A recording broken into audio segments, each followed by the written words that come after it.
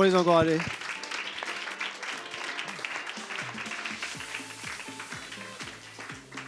Oh non. On monte pas sur scène ? On monte pas sur scène. Ah, dommage. C'est pas la peine. Donc on va essayer de faire un duo. Les Marx Brothers, mais je suis pas sûr que ça marche. C'est pas gagné. Ah non, avec toi, c'est pas vraiment gagné. Non, c'est pas grave.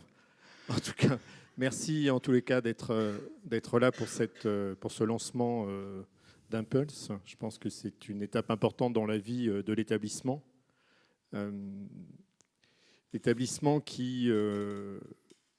dont un de ses fondements, comme tous les centres de lutte contre le cancer, est l'innovation. Donc je le dis souvent à l'ensemble des collaborateurs, il ne faut jamais oublier qu'il y a un centre de lutte contre le cancer, il est né il y a 100 ans, et il est parti d'une innovation thérapeutique qui était la radiothérapie. Depuis, on a fait d'autres choses que la radiothérapie. Et donc chaque fois qu'il y a une innovation thérapeutique, qu'elle soit chirurgicale, qu'elle soit médicale, les CCC ont toujours été les porteurs de ces innovations. Mais l'innovation, elle n'est pas que thérapeutique, elle est aussi organisationnelle. Quand vous regroupez sur un même site l'ensemble des professionnels qui prennent en charge une pathologie, c'est déjà une organisation innovante. Et puis ça va même encore plus loin, parce que même dans la prise en charge du patient, on oublie souvent, mais les recommandations que l'on a, les fameuses concertations pluridisciplinaires, sont nées dans les CCC et ensuite ont pu être transposées à travers l'INCa dans d'autres structures. Donc on a toujours été à la pointe des traitements, à la pointe de l'organisation. Et s'il n'y avait pas ça, je pense que les CCC ne seraient pas capables de s'adapter au monde qui nous s'ouvre à nous. Et donc l'étape supplémentaire, c'est qu'effectivement, il faut qu'on s'ouvre encore plus sur le monde de l'entreprise. Ce n'est pas péjoratif quand on dit ça, je pense que c'est important. D'où l'intérêt d'avoir créé Impulse. Il faut qu'on s'ouvre à l'international. Donc demain, pour nous, c'est un grand jour parce qu'on va faire partie, comme vous avez vu, des 6 centres ARC. Et c'est une consécration pour l'ensemble des professionnels de l'ICO, en disant que ce travail qui a été fait est reconnu. Donc voilà, c'est pour nous un moment important. C'est une pierre, on fête nos 100 ans, donc les 100 prochaines autres années, je ne serai pas là de toute façon. Voilà, c'est un héritage qui est important pour nous à donner. Finalement, il y a peut-être une phrase que j'aime bien, mais fait débat. En fin de compte, les CLCC ont toujours impulsé l'innovation. Et impulser l'innovation, c'est pour les vies. Donc ça, je pense que c'est un point important.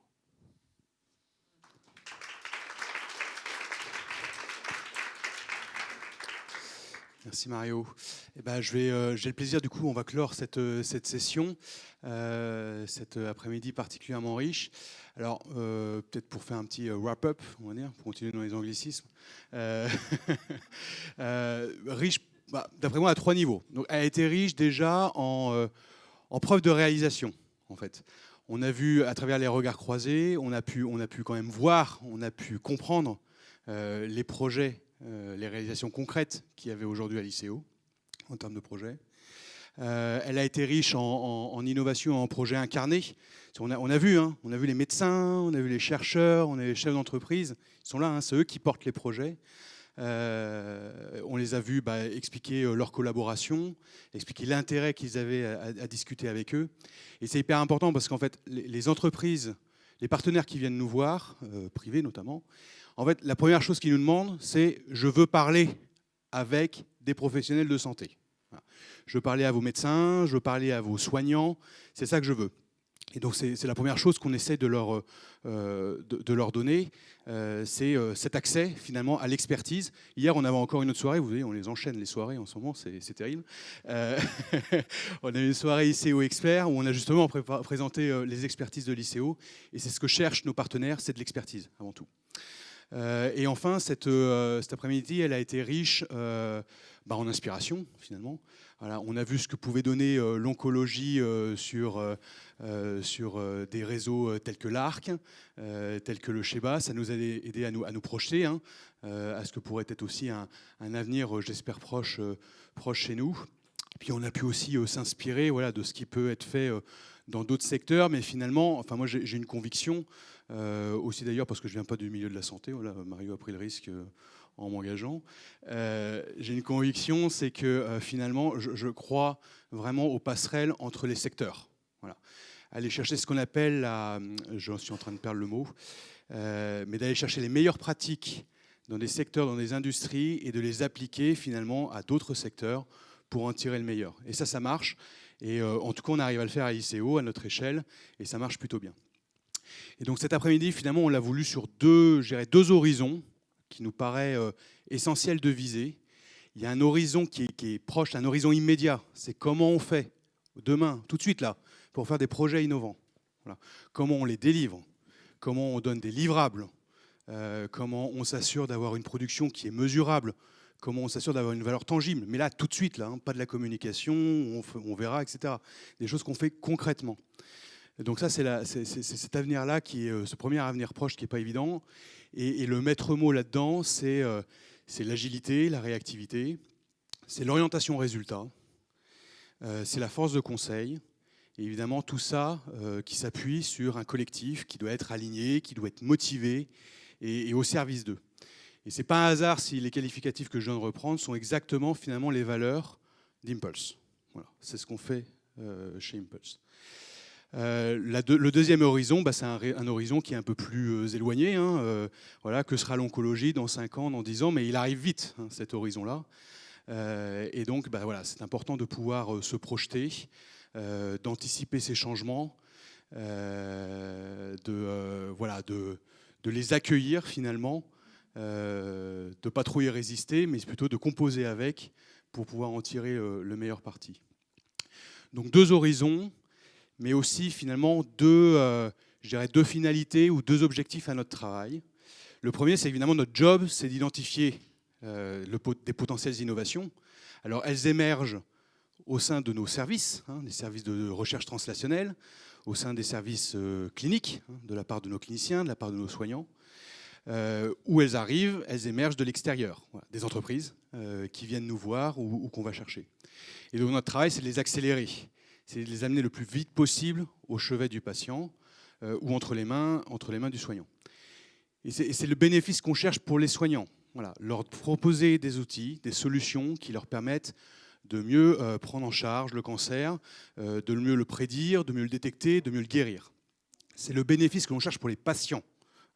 Leur proposer les meilleures innovations thérapeutiques, les meilleures innovations technologiques, de manière à pouvoir améliorer leur parcours de soins, mais aussi leur parcours de vie, voilà, leur qualité de vie. Ça, c'est pas un hasard aussi si c'était dans le projet d'établissement de l'ICO. Enfin, j'ai rien inventé, je fais que du plagiat. Je te signale que tu as participé au projet d'établissement.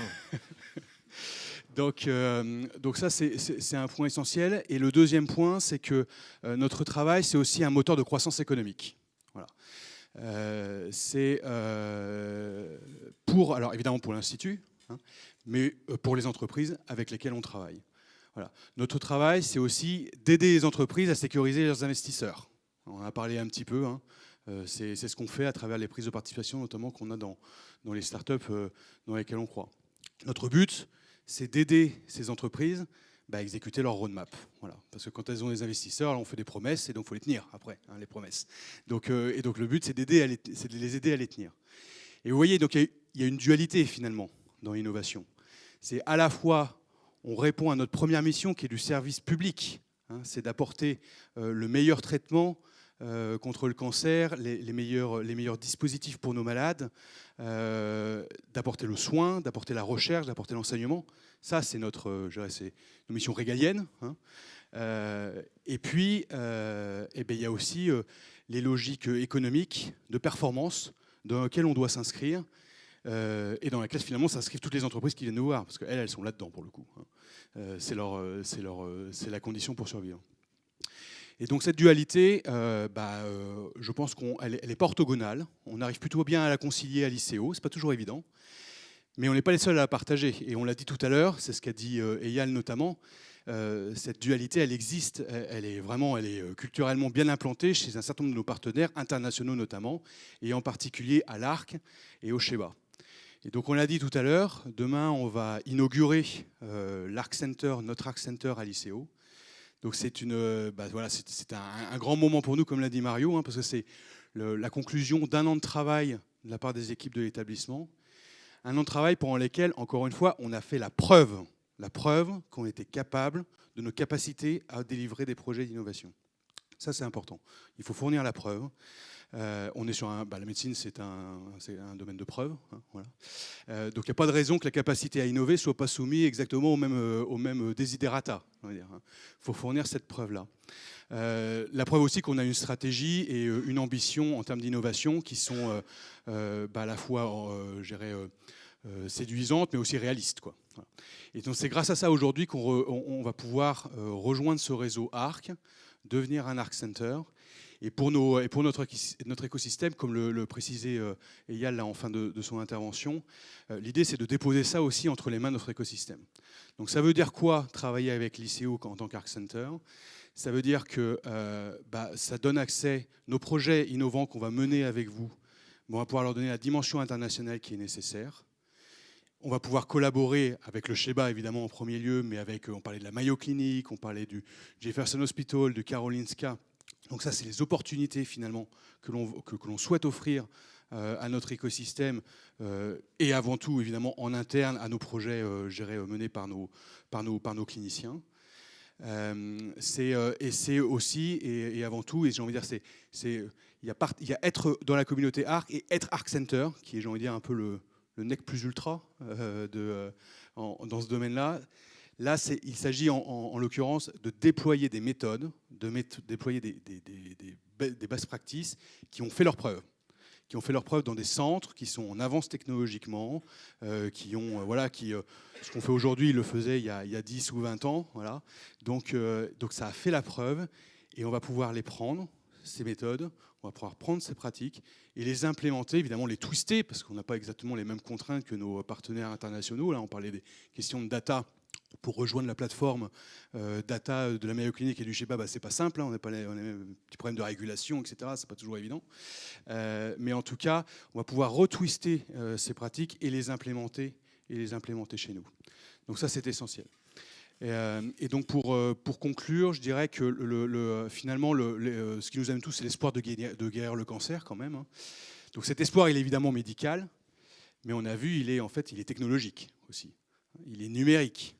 Donc en fait, on parle les projets que l'on mène aujourd'hui sont des projets de jumeaux numériques, par exemple. On a parlé de projets de développement d'IA, d'exploitation des données. On a parlé de microfluidiques, on a parlé de tumeurs sur puce. Donc tout ça, ce sont des innovations technologiques. Et c'est elles, notamment, qui peuvent nourrir l'espoir de guérir le cancer. Et puis, ces innovations technologiques, elles s'accompagnent d'innovations organisationnelles. On l'a vu aussi. Le médecin, il télésurveille maintenant. Enfin, en tout cas, dans un avenir proche, il télésurveillera, quoi.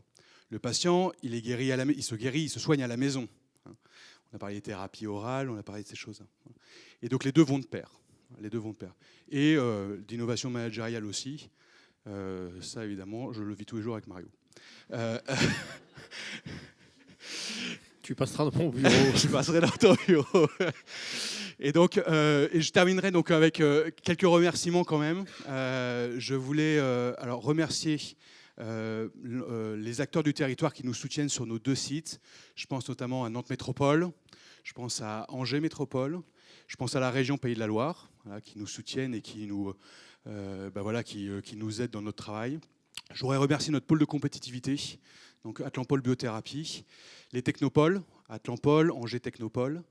Je voudrais remercier notre fédération Unicancer. L'ICO n'est pas le seul CCC, il y en a 18 autres comme nous. Voilà. Donc, ils sont un peu moins bons que nous, mais voilà, on les aime quand même. On les supporte, c'est ça, on les supporte, au terme anglais. Exactement. Je voudrais remercier nos partenaires, le DMH, Digital Medical Hub, Startup Palace évidemment. Je voudrais remercier le Digital Farm Lab. Je voudrais remercier nos partenaires de l'ARC, évidemment, du Sheba Hospital, la délégation qui nous fait l'honneur d'être avec nous, UCLP, nos amis de Belgique, qui nous font l'honneur d'être avec nous sur ces 2 jours, donc pour les Pulse Day et pour notre inauguration de demain. Je voudrais remercier, un grand merci aux entreprises, qu'elles soient petites, qu'elles soient moyennes, il y a des industriels pharmaceutiques aujourd'hui avec nous, aux startups, aux fonds d'investissement avec lesquels on mène évidemment des projets passionnants. au bénéfice de nos patients et de nos soignants.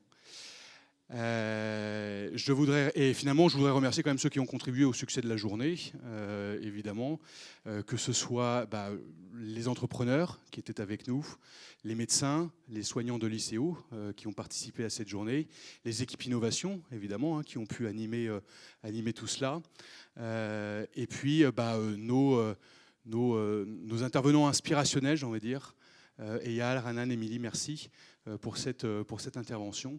Et puis tous ceux que j'ai oubliés dans mes remerciements, mais je ne pense pas en avoir oublié tant que ça. Je vous remercie, je vous souhaite une excellente soirée et à tout de suite pour le cocktail.